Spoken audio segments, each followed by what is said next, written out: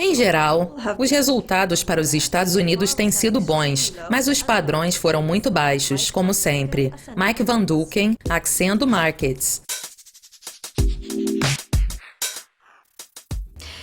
Esta semana, nós temos as reuniões do Banco do Japão e do Fed. A maioria dos analistas não espera nenhuma ação por parte do Fed e, possivelmente, mais estímulos por parte do Banco do Japão. Qual é a sua expectativa?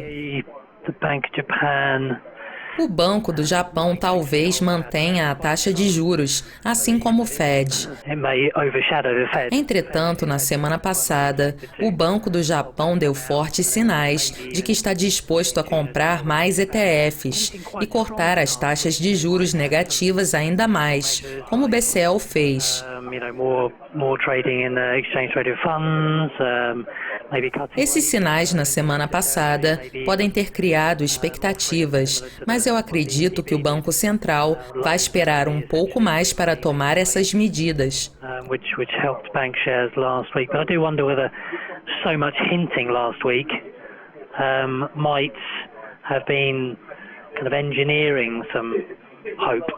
But that the actual deliverance of such measures might be held off until a little bit further down the line. Isso não apoia o sentimento na Ásia e na Europa nesse início da semana. Portanto, apesar das expectativas, vamos esperar para ver se os dois bancos centrais vão manter suas políticas. The expectations have been quite high. I mean, those hints last week did help to get the yen. Os sinais da semana passada apoiaram a queda do iene de suas máximas recentes, mas ainda há um bom caminho a percorrer para que as máximas sejam revertidas. Esta semana também teremos os dados do PIB para o primeiro trimestre do Reino Unido, Estados Unidos e Zona Euro. Você está esperando dados fortes? O referendo de saída do Reino Unido da União Europeia, que acontecerá daqui a 2 meses, está começando a surtir efeitos negativos na economia do país. Por exemplo, estamos na temporada de mudanças no Distrito Financeiro de Londres, mas isso não está acontecendo este ano por causa da incerteza das empresas financeiras. Os argumentos de ambas as campanhas do referendo são fortes e o resultado não está claro, o que está levando o Reino Unido para um território desconhecido. Em minha opinião, as consequências de uma saída do bloco são incalculáveis, pois parece loucura um evento desses, bem no meio de uma recuperação econômica.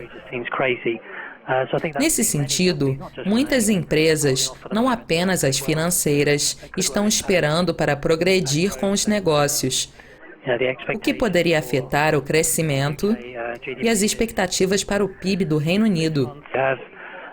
O dado caiu um pouco este mês, em termos trimestrais, mas talvez mantenha a taxa anual de cerca de 2,1%.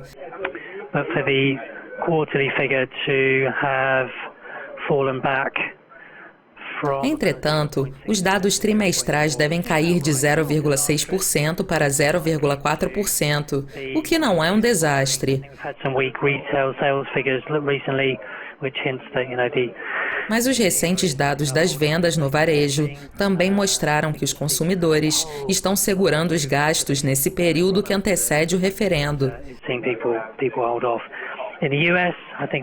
Nos Estados Unidos, a energia ainda está pesando sobre o crescimento. E o consenso é de uma queda de 1,4% registrado no quarto trimestre para 0,8% na comparação trimestral. Portanto, apesar de alguns dados um pouco mais fracos, a situação não é um desastre. But if you look back, it may well be that there is some knock-on from indices having hit their highs. E, em geral, os resultados para os Estados Unidos têm sido bons. Mas os padrões foram muito baixos, como sempre, o que torna fácil superar as expectativas. A Europa também enfrenta dificuldades com o crescimento. E está passando por reformas para impulsionar a economia novamente. Eu acredito que a taxa de crescimento do bloco ficará estagnada a cerca de 1,5% na comparação anual. Que outros eventos e dados os investidores deveriam monitorar de perto essa semana? No final da semana, serão lançados dados do PMI do setor manufatureiro da China. Geralmente, os dados chineses lançados no fim de semana colocam o mercado em modo de espera na sexta-feira.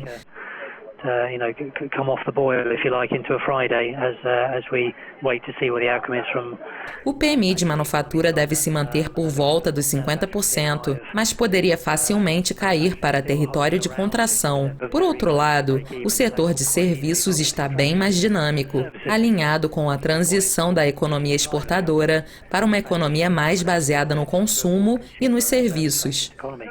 Mike, muito obrigada pela participação, obrigada pela audiência e até mais. It's goodbye.